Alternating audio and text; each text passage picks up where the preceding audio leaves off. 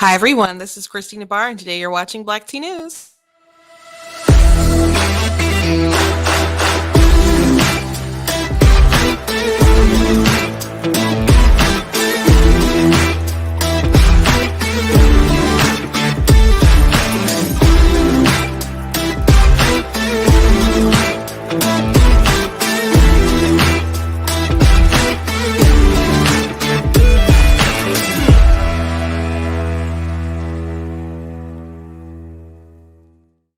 Hello, hello, hello. I'm Christina Barr, your host of Black Tea News, and today we're going to be talking about a couple different things, but the main thing I want to talk about is how Larry Elder, he is a radio host.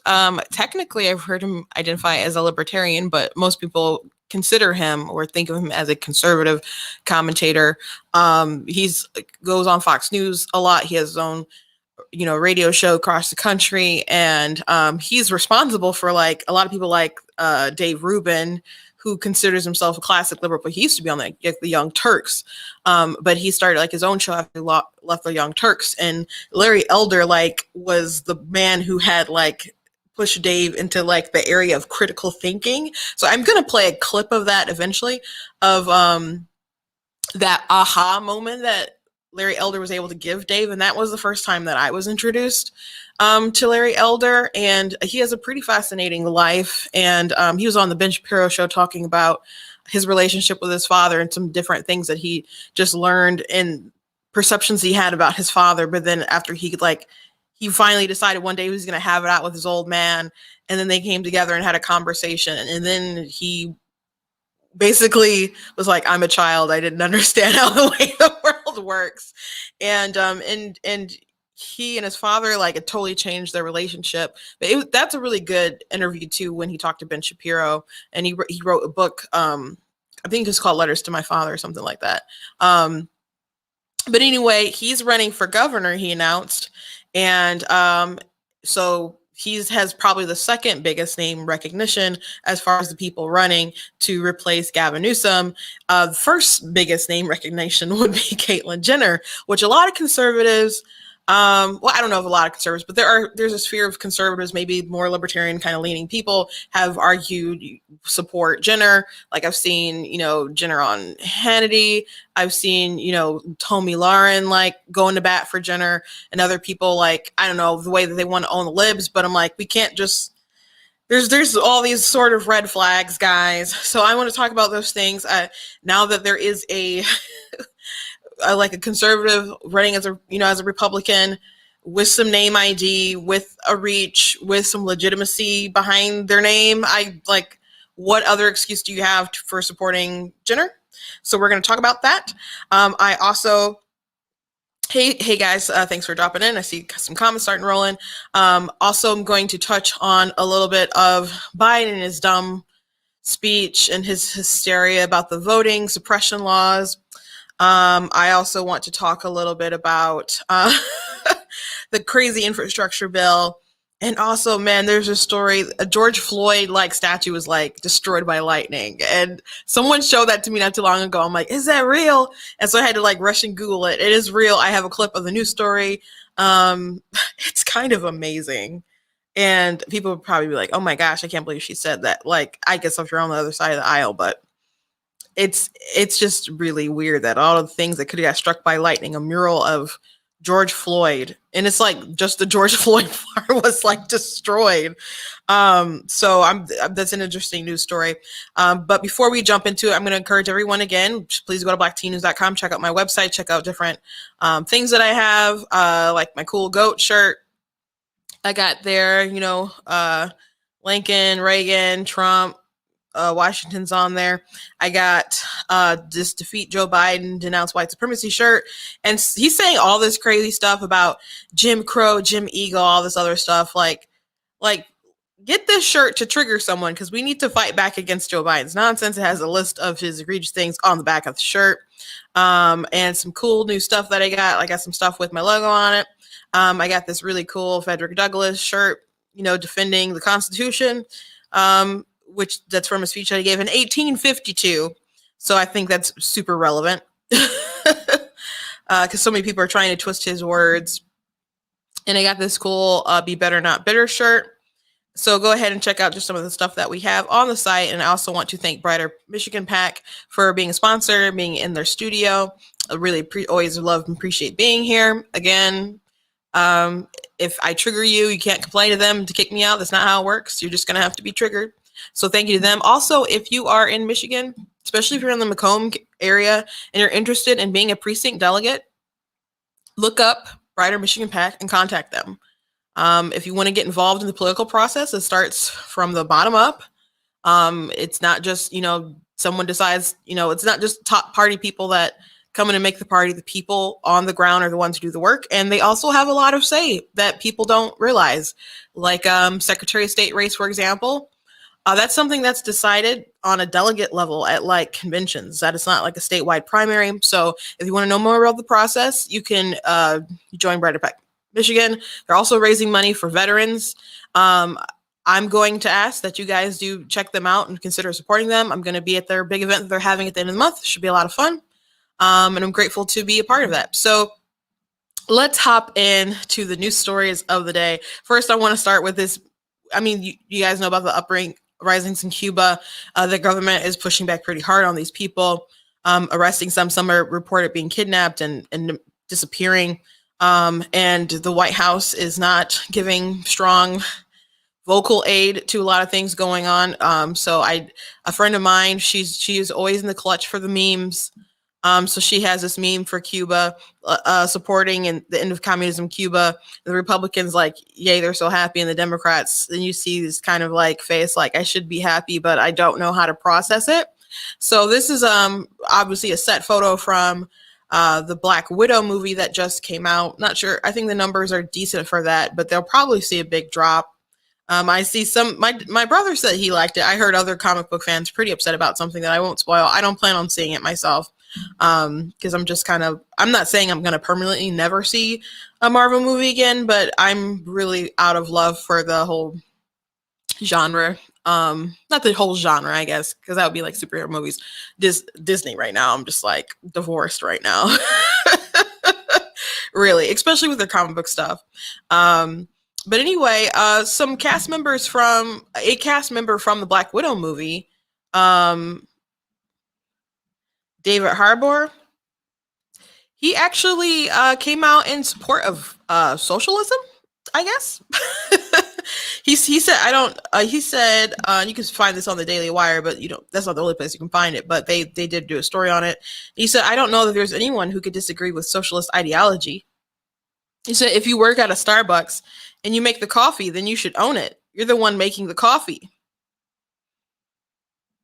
Do you guys think it's that simple? Like, you work as a barista, so you should just own the Starbucks, even though if the Starbucks goes belly up, you're only out of a job. You're not out of your livelihood. It's so silly. It's so silly. I don't understand. Oh, you could come to that kind of conclusion. But he's also in that film, plays a Russian in the film. So I guess he and his counterpart have a little something in common.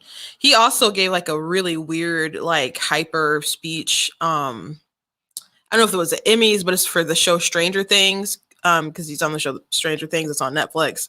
And Winona Ryder's face is so funny as she's like processing all the things that he's saying. Like, we're gonna fight the monsters, or not all kinds of like, whoa. But it was a really weird kind of social activist speech that was odd. You just have to go look it up. But he's an oddball kind of character, I guess. Hollywood should just kind of stick to acting. They really should. They really should. So speaking of Cuba, the White House, their representation did come out and say to the people, please don't come on the boats and stuff. So I'm going to play a little clip. Allow me to be clear. If you take to the sea, you will not come to the United States. The time is never right to attempt migration by sea. To those who risk their lives doing so, this risk is not worth taking. Again, I repeat, do not risk your life attempting to enter the United States illegally. You will not come to the United States. So, granted, I mean, people get on floating cars and go through shark-infested waters to try to get to the United States. Like, it was at 90 miles. Take that risk to do that. Obviously, that is very dangerous, and you could be risking your life. And people have found that it's worth getting away from a communist government to do that. I find it interesting, though, and people are really upset because they're not so firm with people trying to come up from Mexico or Guatemala and all these other places. And they're not very firm with people who are selling their kids to coyotes, who are dropping children off of the top of border walls and all the horrors that happen to them. But they're pretty firm with, hey, don't come from Cuba. And these would be like some of the people who are coming from these, southern countries. They're not asylum seekers. They'll claim that, I guess, that they could always come through the legal port of entry, if that's the case. But some of them are economic, like, refugees. That's what they want, the economic opportunities or something. Which, who wouldn't, right? But you should come legally. You really should. But these people are fleeing something far more sinister and evil. I saw a video. I think maybe I saw it on TikTok, but it was a man from Cuba who walked into a Walmart, and it was first time walking to a Walmart. He was in America, and it was the first time he'd gone into a grocery store and saw food that was fully stocked. And his mind was just so blown. And it's like the things you take for granted living in America is insane.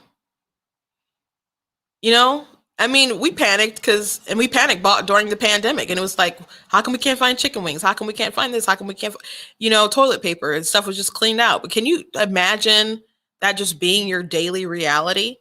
We are so spoiled being in America, and all these people who want to risk it all for another, fruitless attempt at, chasing utopia for their socialist society or communist society. Like, well, they didn't do it right the first time. Like, no, everyone's tried, it's failed, it's meant to be bad. It's a demonic philosophy. I can't put it any plainer. So it will always fail. The road to hell is paved with good intentions.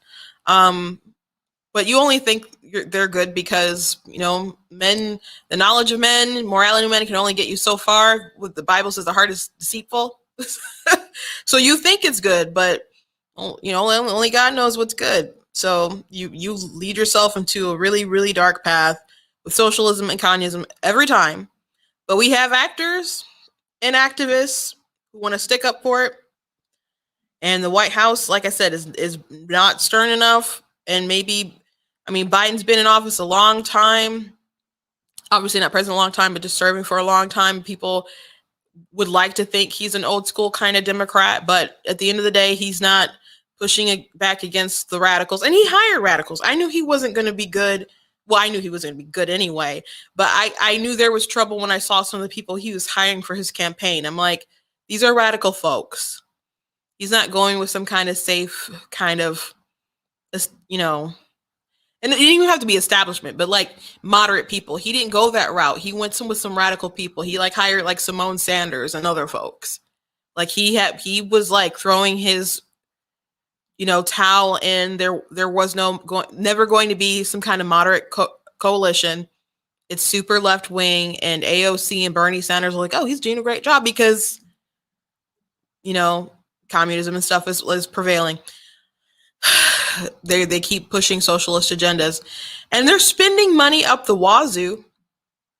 I want to play a clip going a little bit of this infrastructure bill, but before that, I do want to talk about the George Floyd thing before we get too far. So there was a mural in Ohio that had George Floyd in it. It was in a bar, which is like called Mugshot Bar or something. So that was an interesting place to put a mural of George Floyd, considering his criminal history, I guess. But a lightning bolt struck it and destroyed it. So here's a little bit of that news story. It's pretty unbelievable. I did have to look it up to see it was true, and it was absolutely true. Well, a mural of George Floyd here in Toledo is no longer standing tonight. It collapsed this afternoon, 1 year after it was painted on the side of an old bar. New tonight, 13 ABC's Josh Coop is there live with what caused it to crumble and the reaction from the neighborhood there. Josh?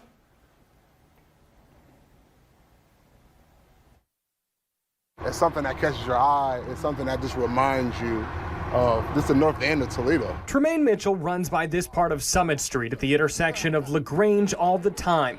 When he gets here, he knows he's home.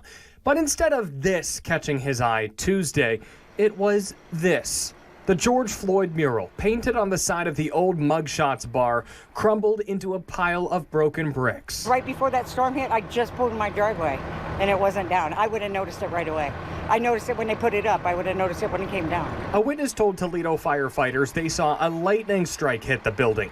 A city inspector says there are no concerns about the structure as a whole. The building part is fine, but it's the outer layer of brick that now has to come down. It was beautiful, actually, when it was up.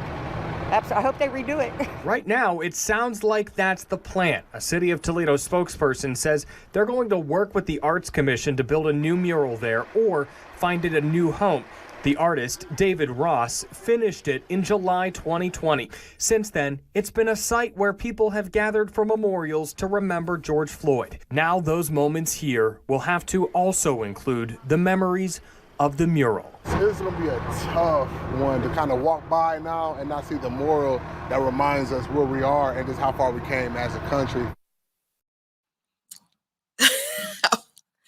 You saw how the lightning struck, and it was basically just his face that was taken down. It was just interesting. I don't know how much to say without getting too much trouble. But I don't know, but it was interesting, super interesting that happened to happen in Toledo.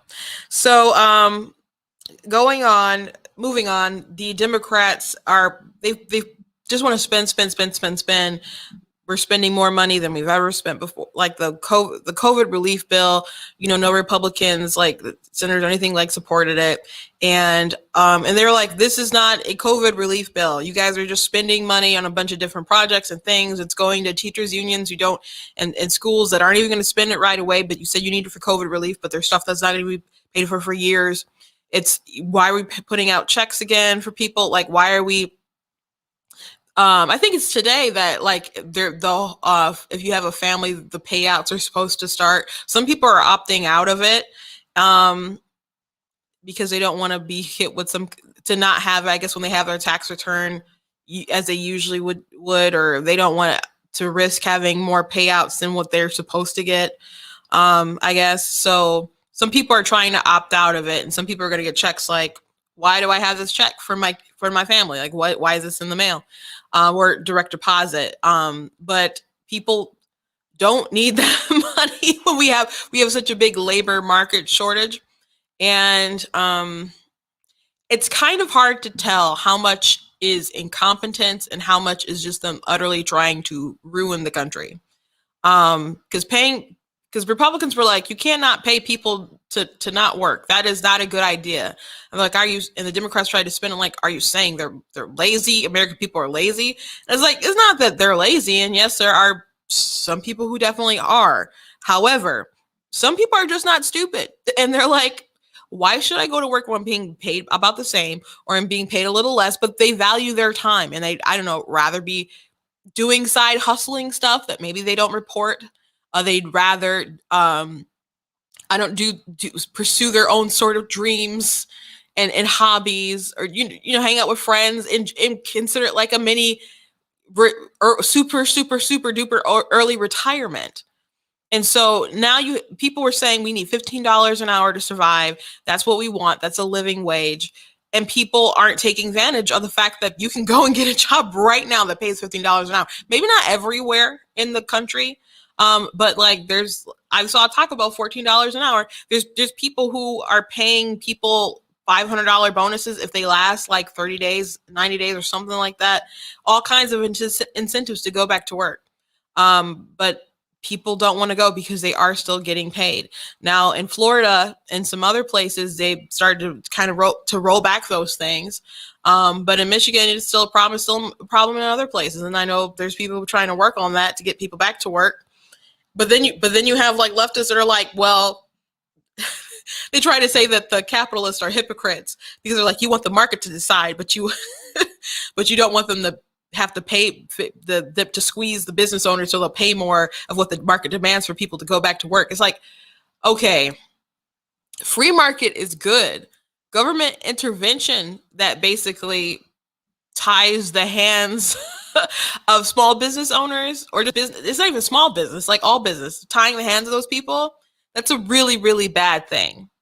And it still especially kills small business people, having to pay people just to work or having to close down. Do you know how weird it is?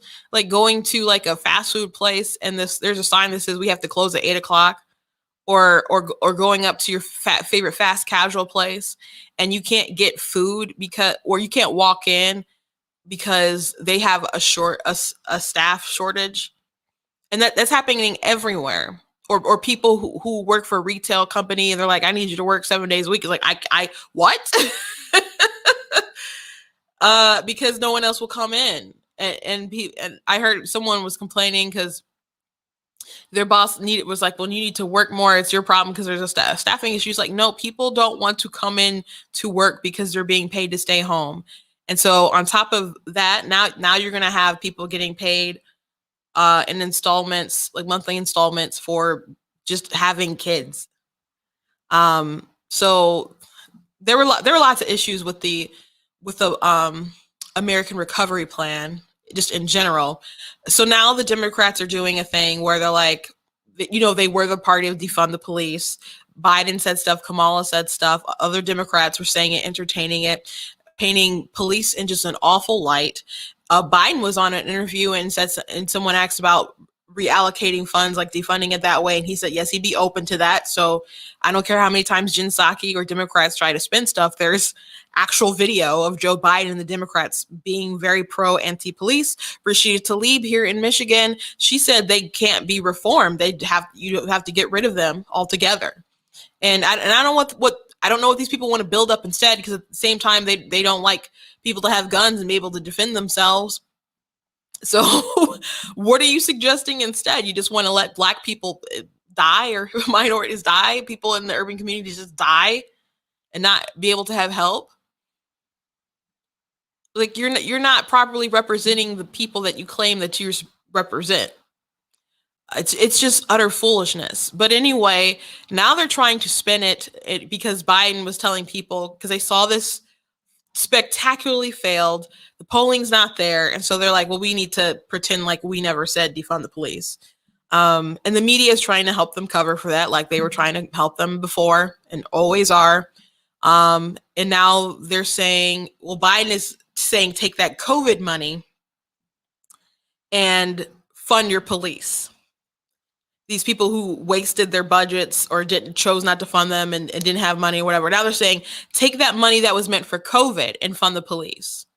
And now Jen Psaki, there's an interview, and I don't have this clip, but she totally did this. She said, Peter Doocy was like, how are you saying that the Republicans didn't fund the police?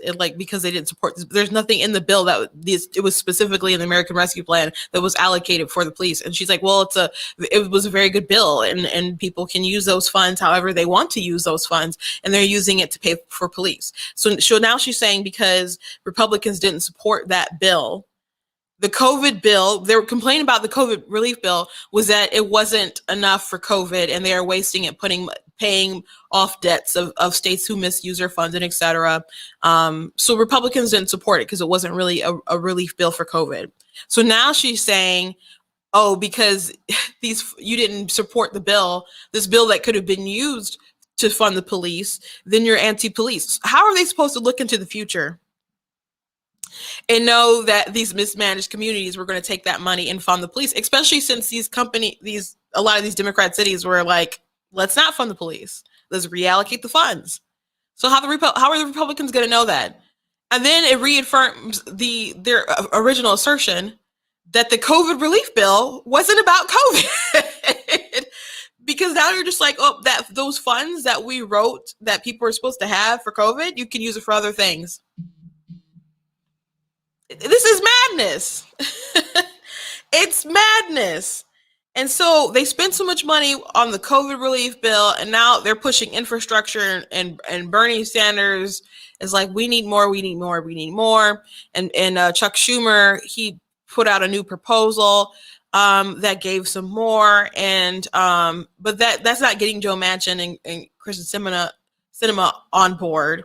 And they're trying to pass other kind of crazy radical stuff along with infrastructure. Infrastructure is like everything is infrastructure, and they want to spend so much money on so many different things. But it's even beyond that. They're really going outside the scope of what the bill that should be for, which is not going to be good if they need to pass it through reconciliation. But here's a Republican senator grilling about this bill because bureaucrats are trying to give themselves a pay raise. See, I'm looking at your budget here. Your current budget is $12.5 billion. You're asking for $14.2 billion. Does that sound about right? Yeah. That's a 14% increase. You want an extra $1.7 billion. Yeah. Okay. Explain to me why the American people would be better off giving you $1.7 billion than taking that $1.7 billion and spending it on infrastructure. I did a little math, and for $1.7 billion, we can resurface a 4-lane highway from Washington to Denver. So why are the American people better off giving you more money than putting it on infrastructure? Well, thank you very much, Senator, and thank you for the question. It's a great question, and I think the way I would think about it is the $1.7 billion increase to the budget, my budget, is an investment in infrastructure as well. It's an infrastructure. What? I'm sorry? Infrastructure investment as well. It's an infrastructure investment in the American worker in this country. It's an opportunity for us to look at, as I think about the Department of Labor. Well, do you believe excuse me if I interrupted, I'm sorry, Mr. Secretary, we don't have much time. Do you believe that every expenditure by the federal government is an investment? What's the difference between an investment and an expenditure? An investment is an investment in the future of workers. An expenditure is an expenditure in building a bridge. Okay. Well, if you have a union background, which I respect and admire, if we took $1.7 billion that you say you need more to run your department, and we spent that on infrastructure, that's going to create a lot of union jobs, isn't it? It's going to create a lot of jobs, but we're also not going to be able to educate the workforce that needs those new jobs that are going to be created off of that infrastructure investment of new bridges. But they're already educated. The people building the roads are already educated.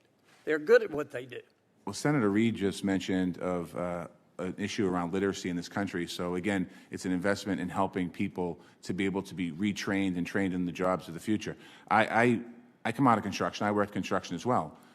The construction industry that I worked on in the early 90s and late 90s is different than the construction industry of today. Yes, sir. Let me stop you for a second. I don't want to get too far afield here into a history of the construction industry. I used to work construction too. Let me be sure I understand what you're saying. When my constituents call me and they say, look, you're being asked to raise taxes to pay for infrastructure, why, instead of putting $1.7 billion in extra taxes on us, why'd you give $1.7 billion to the Department of Labor? Why didn't you use that for infrastructure? Am I just supposed to say because the Department of Labor says they're going to make an investment? What metrics are you going to use this time next year to be able to prove to this Congress that your investment paid off better than $1.7 billion in infrastructure? Well, before I answer that, let me just quickly go back to the tax question. I think the beauty for your constituents is that the infrastructure bills that's being negotiated right now does not raise taxes on the average American who earns under $400,000. So the average American is not paying for that. That's not true. Okay, well, that's not why I'm here today. We just have to agree to disagree. Let me move on because I've got 1 minute. Yeah, so these people are justifying raising taxes, putting us further into debt. Like, they don't even care about the budget anymore. They just don't care about, and they're like, we'll give you money today, but like, what about the future of the country, about the kids? Inflation is crazy right now. Everything is going up. Everything is going up, and they just want to spend. And on top of spending, they want to give the Department of Labor a raise, and they're calling that infrastructure. And they're saying, well, we need to train people. Like, you're a federal company. Like, what? Like, if people need training, then companies need to figure out how to pay for that to train their workers. But people who are going to be hired to build bridges and all kinds of other things, they'll know how to do it. And if there's people who don't know how to do that, then they need to go acquire that skill with either on the job training or going through, I don't know, some kind of trade school or something. But to say the Department of Labor needs this big raise and just to call it infrastructure when it could be spent other ways, it's just really, really crazy. It's really crazy that we allow all this madness to just stand with all the spending and all the spend.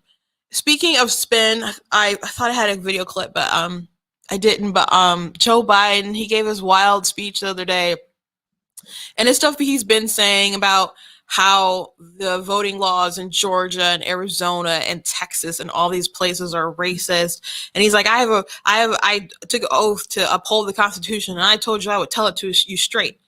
So yeah, here's all the ways that this stuff is the most racist and stuff and biggest threat since the Civil War. It's like, the Civil War? Are you kidding me? Are you kidding me? Really? Since the Civil War? A lot had happened since the Civil War, including including bad things for the nation in general, or just even things that were just bad for democracy. Like, immediately after the Civil War, you want to know what happened? We had an assassination of an American president. And we had other presidents who were assassinated too. There's 4 in total, I believe. And then, you had some who were injured. Like Reagan was injured during his assassination attempt. He obviously did live through it.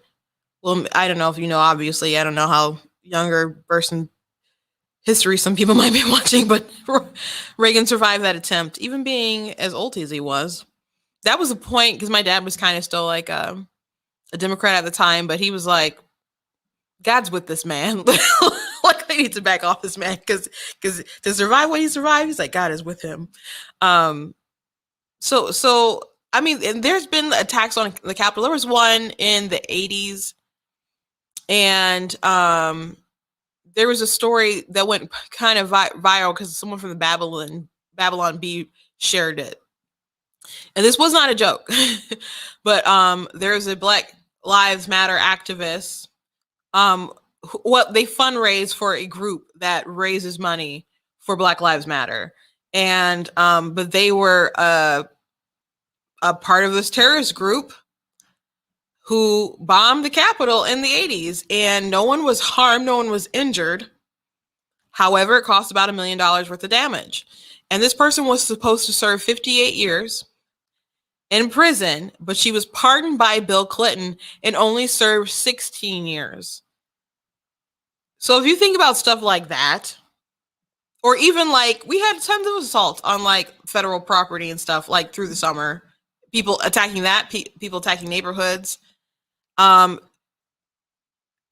even like what's really bad for our democracy, that people were so concerned about if Trump won that they were, they're nailing up property, trying to keep people from stealing stuff, breaking in stuff, burning down stuff.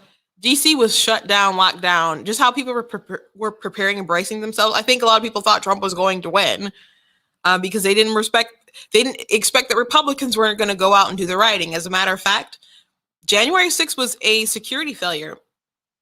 I don't know why they failed spectacular in that regard, especially since they allegedly had informants. And then the National Guard did suggest like, hey, we can have some troops there. And then the Capitol Police said, no, we got it. And then the Capitol Police there were some that were attacked, and it's awful, anyone who did that. But there were some who like let people in. There was some that was like, I don't agree with what you're doing, but I respect it, as they let people into the Capitol. Some people were walking in a single file line. Of course, there were people who like busted windows and stole a podium, stole Nancy Pelosi's laptop, were in rooms that they shouldn't have been. And nobody was supposed to be there in general, but like people went into offices, put their feet on the desks and start taking selfies. Yeah, all that stuff was just terrible. And they should be, fined, and, they should have to pay for that, that trespassing. But acting like all of these people who were there are terrorists. They're treating some of these people like worse than what they did. They have more sympathy for people in Guantanamo Bay. Like these people are like genuinely like they're political prisoners right now, and they're being held without bail. From what I've read, but some of like some of the stuff the lawyers were saying to plead for them, and it seems like they just have the worst lawyers and terrible lawyers who do not genuinely care about what happens to these people. And I don't know if it's just because a lot of these people maybe who ended up going in, who were caught, were, I don't know, economically disadvantaged, and they just have to take whatever the state gives them. But it's really bizarre. And I don't understand, other than the fact that they're using all of this to gain power. And Biden and other Democrats keep using January 6th to justify, like, well, Republicans only want to do election laws because they believe that the election was stolen, even though it was scrutinized, and they went through all of these appeals and stuff in the court. And there were a lot of governors and people who broke election laws. Like even in Michigan, like Jocelyn Benson, it was ruled that some instructions stuff she gave with like with signature verification wasn't up on stuff, like that she wasn't supposed to do that. And then people had to sue her to take names off of voter rolls and stuff. We shouldn't have to sue our Secretary of State to get names that aren't of not qualified people off of the list. We shouldn't have to do that. But there were lots of things that people did that were against the laws in other states that they knew wouldn't be challenged in time. And if they challenged them afterwards, what judge is going to throw out millions of votes or hundreds of thousands of votes or even thousands of votes? No one wants to do that. Like, I was not surprised the Supreme Court did not take up, the court case with the different states coming against the week for the election. I was not surprised in the least bit, because who wants to do that? And think about if you were like someone who voted in a way that you thought was legitimate, but because your governor or somebody did something inappropriate, that it gets thrown out. Maybe that's how it, I guess technically, maybe that should be the way that it works. But if you're that person, you're like, I did what I thought I was supposed to do, and you're telling me because my governor or whoever, my clerk, Secretary of State, that now my vote is just poof in the air. These people did a terrible disservice to people who aren't their supporters and people who are their supporters. Did a terrible disservice to all of us. The 2020 election, there's no one who can tell you that stuff went smoothly. I mean, people counting for days. We knew they told us the presidential result, like, within the night, or I guess late into the early the next day. There's some stuff that didn't get called for a while, but no one can say that stuff went smoothly. I mean, if Trump was the president right now, he'd probably be impeached for like people saying he was stealing mailboxes. Do you remember that conspiracy theory? That was a crazy conspiracy theory, but Democrats were standing by it. And not just like fringe ones, people like in Congress were part of the conspiracy of Trump is stealing mailboxes. So people trying to act like people on the right are crazy. There are some people on the right who are a little cuckoo. Let's be honest. But there's people on the left who are certainly throwing cats at folks like kind of crazy. For sure. But they keep using January 6th as if it was the 9/11. And I think someone from like the Lincoln Project actually made that comparison. Um, they do that for power, and so they keep using that, and they keep talking about racism as if they're trying to suppress the vote to win, when the truth is that Democrats want to use that excuse in order to take power away from local government so they can control it federally, so they can rig the election laws and rules in the way that they want to, so they can win. Because 2020 happened and they got the result that they liked. However, that took a pandemic, it took the media lying through their teeth, shutting down sites like newspapers like the New York Post, which is like the oldest newspaper in the country, after running a legitimate news story about Hunter Biden. They're like, oh, it was hacked. The materials weren't hacked. They're like, oh, it's not true. It's totally true. They weren't even like really denying it. And like a story would come out like, oh, this person was in this email, and a person would comment on the email. Like Frank Lutz was in one of the emails and he started talking about it. I'm just like, so we're not ignore. Are we just going to ignore the fact that it's verified that this is true? Insane that they could do that. That the social media companies and would come together to block that story from getting out, blocking people from sending it. It's crazy that NPR would be like, oh, it's not true. We're not going to waste our time on something like that, when the story was totally true, legitimate. Yet Facebook can label you or wants to know if you and your friends are spreading conspiracy theories when they acted in a conspiracy fashion. The way that we have such a one-sided, press, and the way that tech companies and everyone is coming together to block the flow of information, that is a far more dangerous move for democracy than suggesting people need voter ID, something that most people have, if you're a functioning adult, that you have, and something that a majority of Americans want. But how we don't have a free flow of information, that people are afraid to voice their opinion, and that the media has got rid of all sense of objectivity since Trump. I mean, they were biased before, but they've lost their minds. And many of them are okay with admitting the fact that they're like, well, we had to be different with Trump because he's just on a whole nother level. You can't be professional, and then Biden was president and fact checkers like, well, we could take a rest. It's like, no, Joe Biden is like the most prolific liar that's ever probably sat in that office. Are you kidding me? He's a nonstop liar. And so the speech that he gave the other day, talking about this is such a, after saying, I got to tell it to you straight, this is the worst thing since the Civil War. Are you kidding me? Are you kidding me? Since the Civil War for our democracy. Something that, I'm not saying January 6th wasn't bad and what happened, like optics wise and people going there being disrespectful, it was terrible. And if you were a congressperson that day, and like, I imagine that you were terrified to death. And I can't say you didn't have some reason to be concerned, especially being wrapped up in that moment. But let's just look back at it in hindsight together, critically, and recall the fact that within like a span of hours, that whole thing happened and they were back doing the thing that they were supposed to do. If a bunch of, I don't know, they paint them as like, I don't know, Republican hillbillies or whatever wanted to take over the country, I mean, they would still be, wouldn't be able to succeed with military and all that other kind of stuff. But they could have come armed to the teeth, but they didn't. So people painting it like they were waging a true hostile takeover, it's not even intellectually feasible. It's moronic, totally moronic. But they do what they gotta do.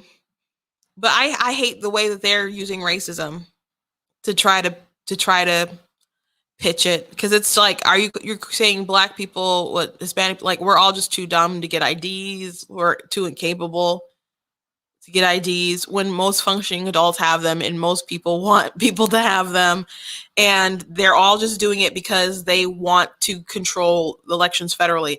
And there's a clip of Obama in 2016, and he was asked, because Trump kept saying elections gonna be rigged, whatever. And so Obama's like, I don't even know how to answer this question. It's, what do you mean? Like, it's so ridiculous. He said the federal government doesn't control elections. That's controlled locally. So Obama made the pitch that you can't rig the elections because the federal, or he can't rig them because he doesn't have that power because local places run them. And he's like, are they going to say places like Texas, who control their own stuff, has a conspiracy against Trump? Like, he said it like it was so ridiculous, and it was ridiculous. I'm just not saying it's impossible, but it is pretty ridiculous because we have such an advanced, different system set up all around the country, and that's how it's supposed to be. But the Democrats, they must have been listening because they could maybe play by the rules to some degree before, but when Trump actually won, they're like, oh, we did not expect that to happen. We have to make sure that does not happen again. And the craziness, the foolishness that happened in 2020 is just utterly unbelievable. Utterly unbelievable. You want to talk about a threat to democracy? How about Trump being elected? But the Trump campaign being spied on. Joe Biden is suggesting they use the Logan Act to prosecute Michael Flynn. Them setting him up. The FBI setting him up and making sure they could get him before he could, properly have like the legal counsel of the White House and stuff, and him basically going like broke trying to clear his name. Them doing so much shady stuff that people at the FBI started buying liability insurance because they knew the stuff they were doing was so shady against Trump as he was coming into office. The fact that they did all this stuff to the incoming president, the former administration did that basically to reinstall the former administration, because Joe Biden was Obama's VP. That's a total big threat to democracy. It's not as flashy as coming into the Capitol building and taking selfies, stealing a podium and Nancy Pelosi's laptop. I'll give you that. And that's not the only thing that happened. People were violent that day, and I totally condemn that. There's not a single person I'm aware of who has not, by the way. But the way that they're trying to paint it, like everybody who went there, they investigate everyone. They're setting up places all over the country, still hunting down all these people and not giving them any sort of like rights that they're due to, and just keeping them like held. And like, I think they're starting negotiating like fees for like, not fees, but like the start at negotiation for what these people can get is like 5 years from what I've heard. I don't know what's going to happen to these folks. I don't know what's going to happen to these folks. I know it's crazy. I know it's crazy. But the fact that nothing happened to Joe Biden, and Joe Biden is president right now, after he was part of a plot to basically undermine Trump his entire time, and what they did to Michael Flynn, it's pretty gross. It's pretty gross. I can't stand Biden and them and what they're doing and what they're lying about, because it's very, very obvious that they know that if they take the power away from the local government, that our elections are easier to manipulate, to rig, and they're not going to be safe, especially with some of the measures they're trying to do with the For the People Act. And it already failed, and then they're still trying to push it. That's why they're campaigning and doing all these speeches now, because they still want to pass something along those lines. They must be super terrified about 2022. And they should be pushing critical race theory in schools, the teachers unions standing up for that, not keeping the promises that he made to certain people. Like they went to, there were people, my family went out on a reserve, Indian reserve, And some of those people were going to vote for Trump because they were concerned about like oil rigging and jobs and stuff like that. And but Biden and them, their people talked to the leaders and they assured them like, hey, you're gonna be okay. And then they came out and like canceled pipelines and all this other kind of stuff. They were not honest to people, like deals that they made on individual levels. There was a lot of unions who were upset when they started closing pipelines and other stuff. People remember that. People can look around and see gas prices are high. Everything is high. Maybe some people like their long vacations, but they still want gas to be cheaper. When they go places, they sure do. They don't care that they save 16 cents on hot dogs, Joe. Defunding the police didn't work. Crime is up so much. Now they're trying to totally change the narrative. So they must know what the numbers aren't looking good for him. They know Kamala isn't likable and she's not going to be able to win in 2024. So who's going to be the next person on the rise? I don't know. I don't know if Trump will legitimately run again in 2024. But I know they're going to have a real problem if Ron DeSantis runs. And so many people from Florida are like, you can't have my governor. We need him. I'm like, okay, that's a legitimate thing, guys, but the country needs him. Okay, but let's move on to like, I know I've been talking longer on these issues than I thought I would, but I do want to touch on the thing that I really wanted to talk about today. So Larry Elder is running for governor of California. Gavin Newsom, who's the current governor, who led some of the most terrible lockdown restrictions in the country, who broke some of them to go to places like the French Laundry and so on, is being recalled. Millions of people, wanted him recalled, and it's going up for a vote. And so basically, if people will vote like, hey, do you want him recalled? And if people say yes, they will have a new governor. And we shall see who that will be. The biggest, there's a couple different contenders, but the main one that people have been talking about is Caitlyn Jenner, formerly Bruce Jenner. And by the way, Bruce is still a he, Caitlyn's still a he. In my, not my opinion, that's what it is. I mean, Caitlyn can identify however Caitlyn wants to identify, but I don't care if that triggers you. Them's the facts.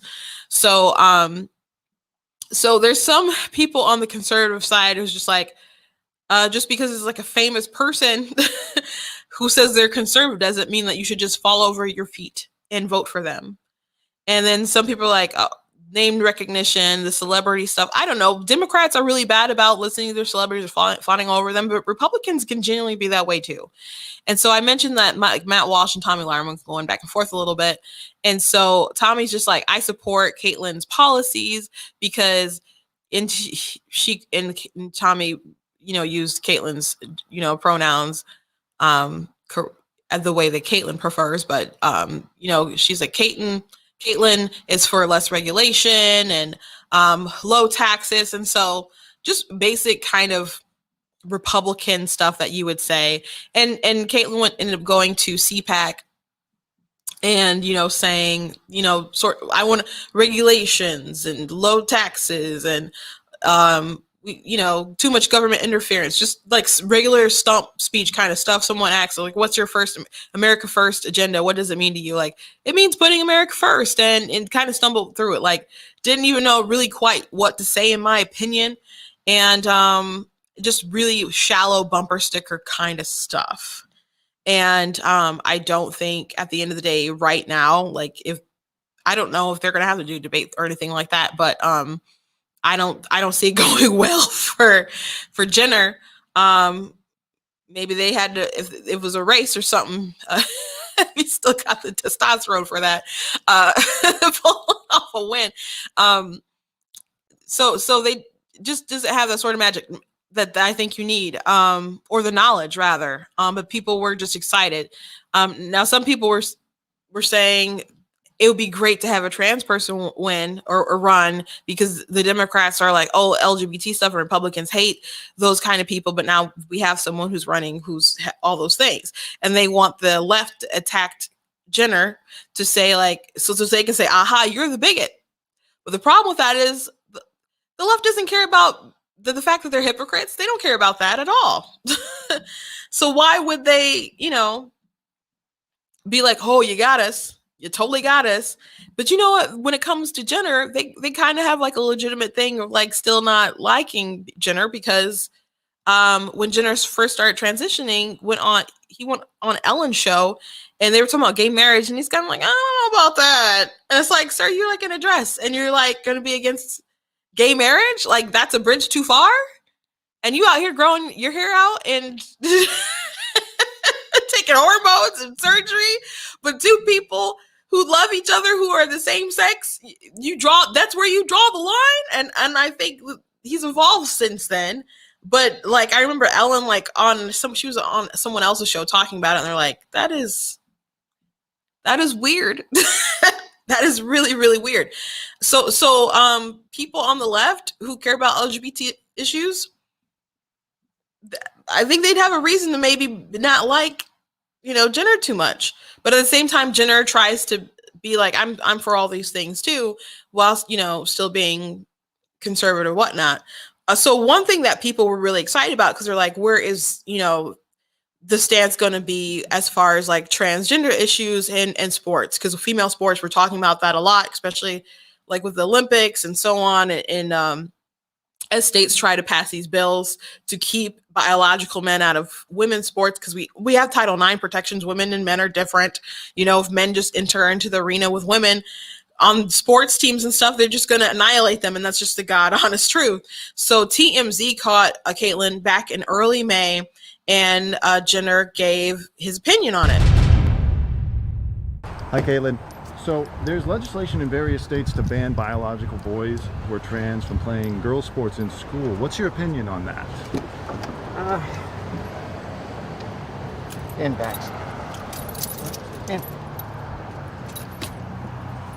This is a question of fairness. That's why I oppose biological boys who are trans competing in girls' sports in school. It just isn't fair. And we have to protect girls' sports in our school. But if someone transitions and now identifies as a girl, isn't it delegitimizing their identity to prevent them? Have a good day.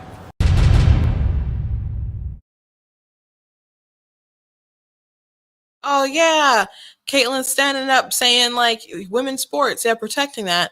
But then sort of not too long after that, he was on Fox News and said like, in California, I would want to have a commission that determines whether a trans person is actually a trans person. Now I find that a bit weird because, well, there are some people who have genuine gender dysphoria and some people don't. And I don't know who can determine that other than you and your medical professional who's been seeing you for a while to determine that.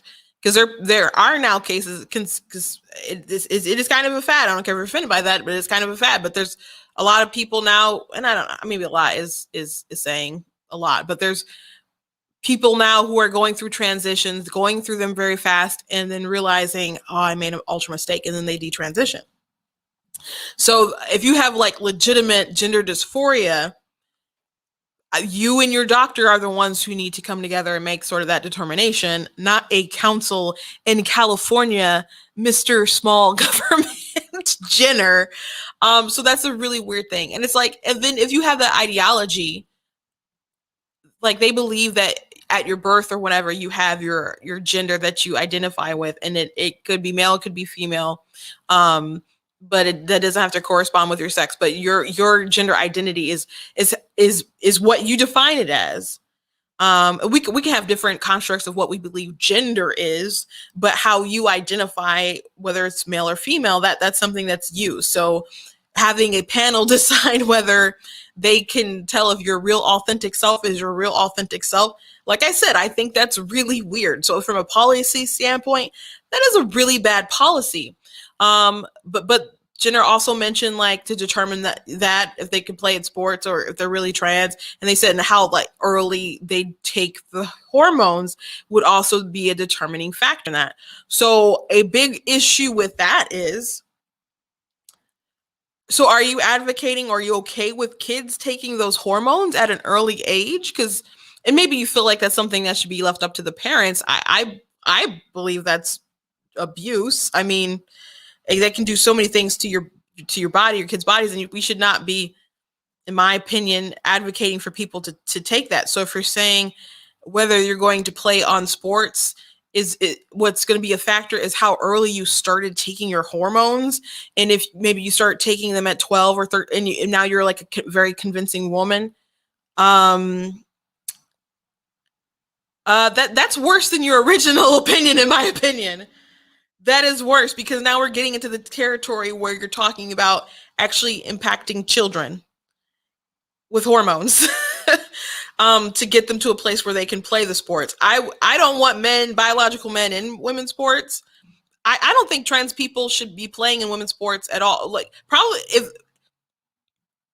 if they're going to play in a sport, they need to play with men, period. If you're a woman and you want to transition to a man, you don't need to be playing with the girls. And if you're a man, biological man, and you identify as a woman, that's great. You can do that.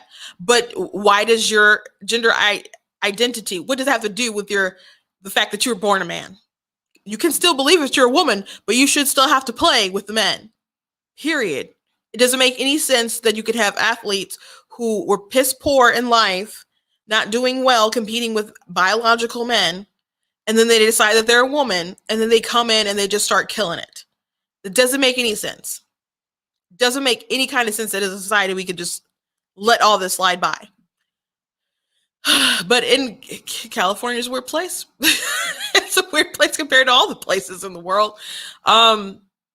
So Caitlin saying we need to have a council to determine whether you can play if you're really trans, and a determining factor with all that would also be how early you take your hormones. I would rather, even with my position of you should absolutely be playing with men, absolutely, if you want to play sports at all. Honestly, though, if there has to be a compromise where they have to play sports, they should have to play with the men.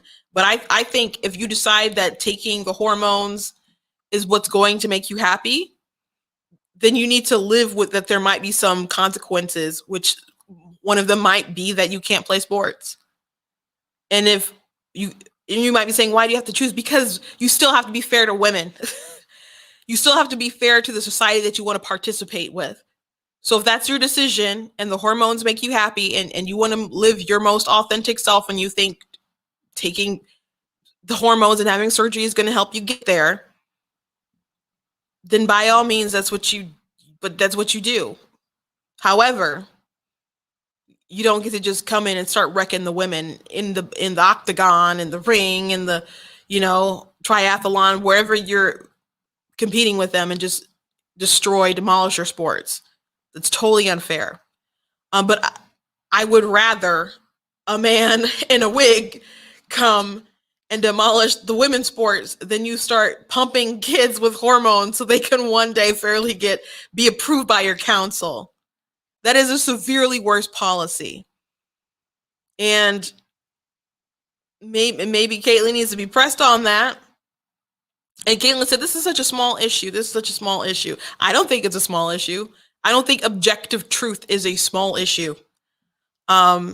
Especially for conservatives. And so that's a big conversation or argument between like people like Matt Walsh and Tomi Lahren, who also got into it with like Glenn Beck and stuff because she was pro-choice. And that's why like the Blaze was like, we got to let you go, sis. And so conservatives have to decide ultimately what we're going to conserve. And so Matt Walsh was like, objective truth is one of those things. So, I don't think there's a benefit to having Jenner be the candidate. I really don't. Because I think California, even though there's a lot of leftists who are really out there, I still think there's a lot of people who are more conservative than you think. Think back to 2008 when Obama was elected as president, and there was all this turnout, especially of minorities, and they came out and they voted for the first black president, or mixed. He's mixed. Let's want to get technical. So they came out and they voted for Obama. Do you know what else was on the ballot? Gay marriage. Gay marriage was on the ballot. And I remember being like, oh my gosh, gay marriage got shot down in California. So I was like, man, the country must be more conservative on this issue than you think. And I think sometimes conservatives are like, nobody cares about it now. I don't know. If I think it was still on the ballot, I think a lot of more people would shoot it down than what you think. Especially after like, we're coming for your children songs. If you don't know about that, I'll have to talk about that another day. But there was a gay man's choir that came out with a "We're Coming for Your Children" song. And I did see a report that some of those people who were singing it were on the sex offenders list. I'll have to still look into that, because there was a report saying that stuff was verified. I don't know about that, but I would not be shocked. I would not be surprised. But yeah, there was a men's gay choir that was singing "We're Coming for Your Children." But anyway, California voted down gay marriage. And so it had to go all the way up to the Supreme Court, and then it ended up coming in that decision. And then it was legal everywhere. But it was shocking to me. So and I know that was a long time ago, right? That was 3 presidential terms ago. However, people may feel a particular way. And at the end of the day, if it's down to like Jenner and Newsom, and they're like, are we going to go with the devil we know? Or are we going to go with the man in a dress? And if you're like a church-going Black woman who kind of minds your business in California, and you're at your polling booth, what do you think they're going to decide? Do you think they're going to be swayed by regulation? There's too many regulations. So people say that all the time, and they don't even like all the way know what they mean. You hear people talk about like, we need to get rid of regulations. And it's like, do you know which regulations you're even talking about? So some of that is gobbledygook to a lot of people. They understand like taxes are too high. They understand that the lockdowns were super oppressive, but that still doesn't mean that they're going to not have their governor, the person that they have voted for, and that they could like get rid of in, I guess, a normal circumstance. If you did a recall and the person you decided to throw up against them for the recall was a man who thinks he's a woman, who says that they want to have a council on whether other people are truly trans. And he's a trans gatekeeper. And I guess that was an appeal to the conservatives, the Republicans. But it's like, you don't really understand our issues if you thought that was a good compromise. So I don't think there's a benefit to having Jenner besides the name ID. But at the end of the day, I don't think it's going to fly. I really don't. And I was going to say something else, but I'll keep that thought to myself. Let's go on to Larry Elder. So Larry Elder announced that he is running for governor. So Larry Elder has a lot of name ID, been on the radio for a long time. Larry Elder, technically I've heard him identify as a libertarian. He is running as a Republican. A lot of people just consider him to be conservative. But I really do think he identifies more as libertarian. That's what he said. So he has been on, I first saw him on Dave Rubin's program, and he was the person who pushed him to think critically, and then kind of started his like big sort of realignment. So I'm going to play a little bit of that clip from him talking to Dave Rubin. But before that, I'm going to play a little bit of his interview that he had on Fox and Friends talking about Gavin Newsom and him running for governor. You have a bit of an advantage because you communicate for a living. So what's the agenda for California? Well, that's it, Lawrence. I think I've got higher name recognition than virtually anybody else other than perhaps Caitlyn Jenner. I've been talking about these issues for some 30 years here in California, and I'm on in virtually every major market from Sacramento down to San Diego. The issue is Gavin Newsom. Gavin Newsom has been smug in mandating all these coronavirus restrictions, the most severe restrictions in the whole country, while he violated them. Yeah. We all know about his meal at that French Laundry restaurant. And the reason people were so offended is not just he was dining at one of the most exclusive restaurants in the world at taxpayers' expense. He was with the very lobbyists and the very medical professionals that drafted the mandates that they were violating by not wearing masks and not engaging in social distancing while shutting down the entire state. Yep. Kids lost a whole year of education. Crime is going up. Homelessness is going up. The cost of living is insane. For the first time in this nation's in the state's history, more people have left California than have come in. Something has got to happen. We need to recall this guy, and I'm urging people to go to electelder.com. That's electelder.com. And throw something in a tip jar, and let's see if we can get this guy out of here. You have a tip jar. That's great. You know, if it is a referendum on his the way he executed the coronavirus pandemic out there, he's in trouble. But he will not be listed as a Democrat on the ballot because one of his election attorneys that he's paying $1,000 an hour to forgot to miss the deadline or something like that. But you, Larry, will be listed as a Republican. Can a Republican win in California? Well, I think Larry Elder can win in California. I'm my own man. And whether Gavin Newsom has a D after his name or not, his name is on the ballot. People are angry at Gavin Newsom. They're not angry at Democrats in general. They're angry at this particular Democrat. 2.2 million people signed that petition, which means a lot of people who are independents and Democrats who voted for him have changed their mind. So, yeah, a lot of people signed that recall. A lot of people have changed their mind. I saw so many heartbreaking videos of business owners out of California. There was one, I've played it on my show before, but there was one woman, she got her money together to be able to seat people outside and transfer her restaurant, and they like shut them down again. But then right next to her place, there was like a movie set that had like catering and stuff out. So it's like, why did the local government approve that sort of thing for the movie industry, but her restaurant had to be shut down? There was just so many different hypocrisies going on in that state. And it's just run so poorly. The homelessness is out of control. People were leaving the state in record numbers. So there really does need to be a change. As far as someone who's on it with their principles, I think Larry Elder is going to be that guy. Does he have a team together and all that kind of technical stuff? I'm not sure about that.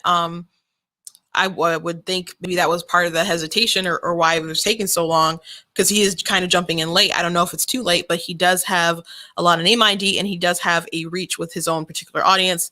And there are people out there supporting him. I would love to go out there and to California and I don't know, lend my voice, I guess, if it would matter. But I don't live in California. If you're watching from California, you can tell me what you think. But I totally think that is a far better option than Jenner.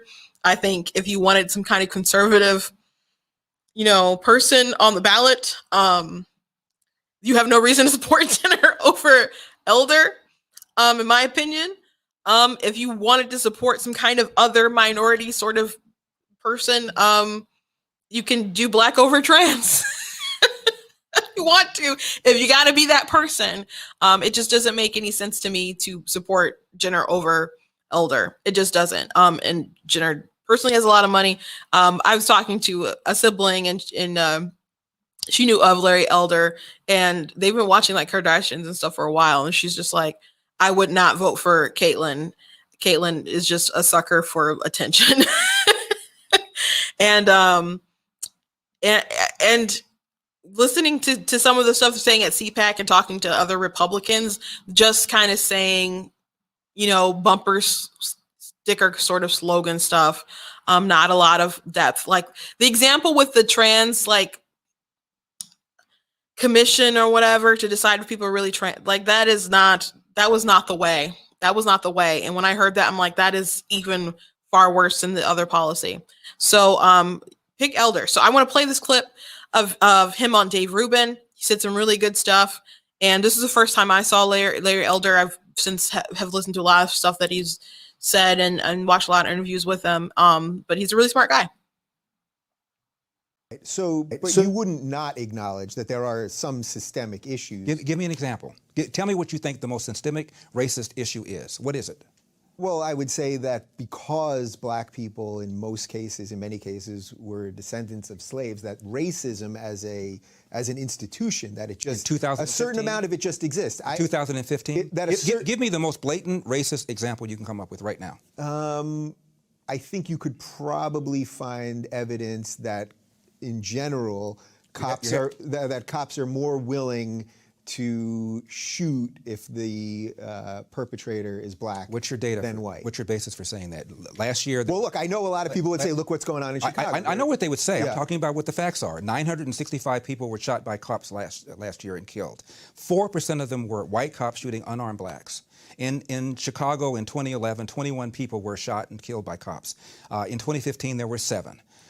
In Chicago, which is a third black, a third white, and a third Hispanic, 70% of the homicides are black on black. About 40 per month, almost 500 per year last year in Chicago, and 75% of them are unsolved. Where is the Black Lives Matter on that? The idea that a racist white cop and shooting unarmed black people is a peril to black people is BS. It's complete and total BS.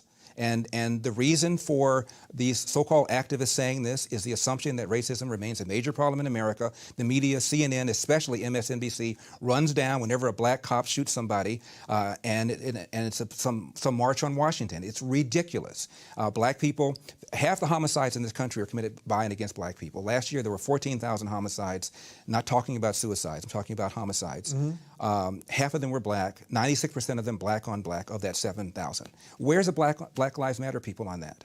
So there's where you would say that this is purely because of social justice. This is purely because they want ultimately for people to be angry enough to just keep voting Democrat. That's right. And where's the evidence of a lack of social justice? When a black suspect is killed by a cop, believe me, the media is on it. People are watching it, and justice will, for the most part, occur.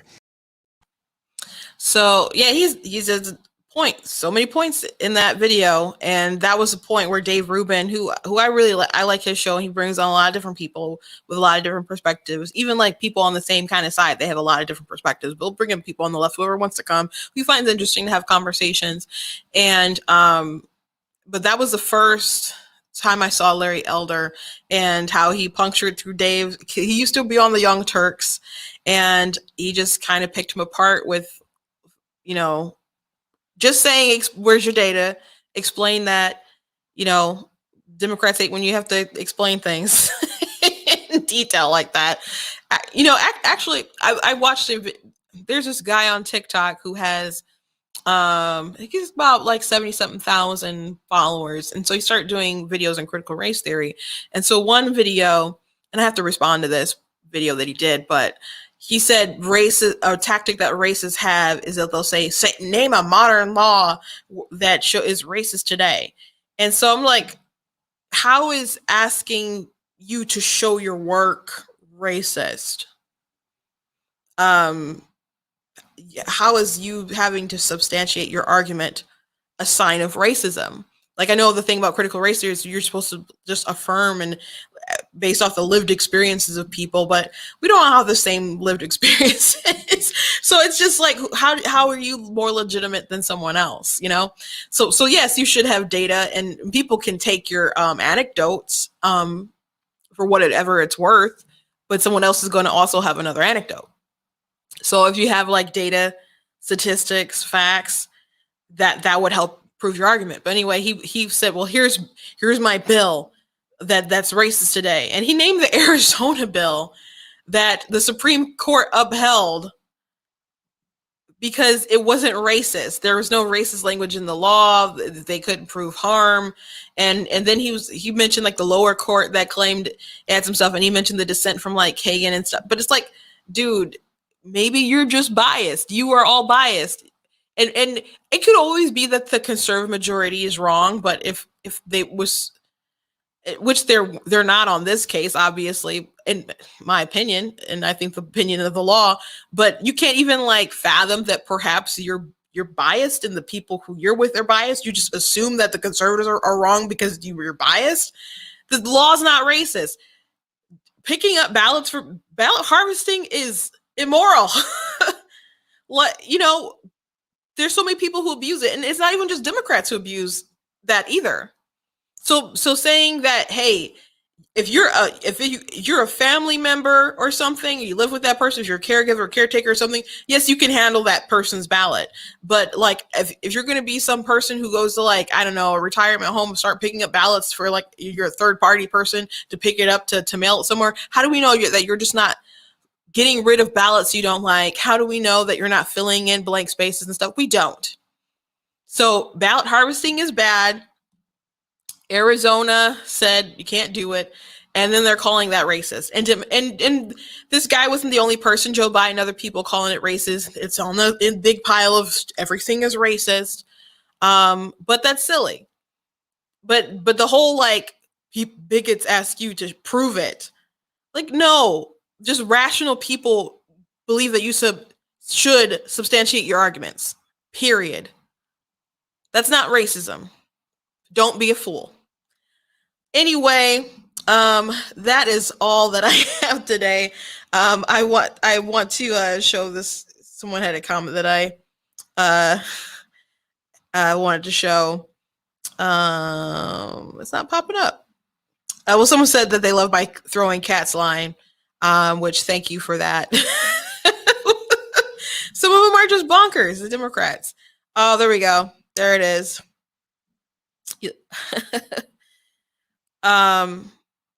And they do love the soft bigotry of low expectations.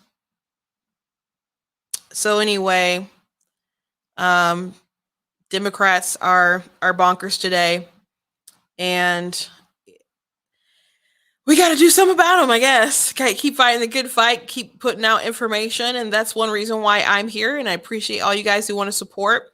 And if you do want to support, you guys can go to blacktnews.com/donate. And you guys can also go to paypal.me/Christina L. Barr. You guys can also I have a Cash App too. You go to the website, find information. That information is scrolling at the bottom of that screen there. And if you are interested in supporting the veterans fundraiser that Brighter Pack Mission is doing, you guys can look that up. And we're gonna have a really good event, and I'm excited about that. And I want to thank Brighter Pack Michigan again for sponsoring. And again, if anyone is interested in being part of the process, the political process, and you would like to be a precinct delegate, you guys can look them up and join with them and figure out how you can affect things.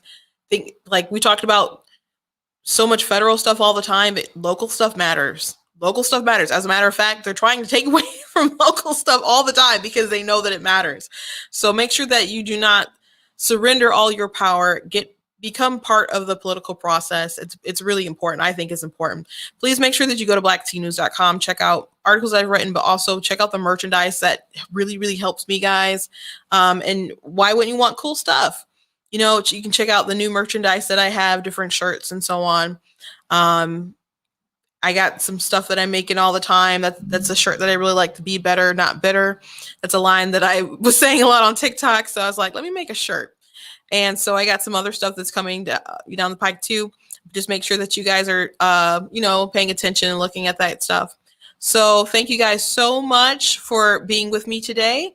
And I will see you all next time. God bless.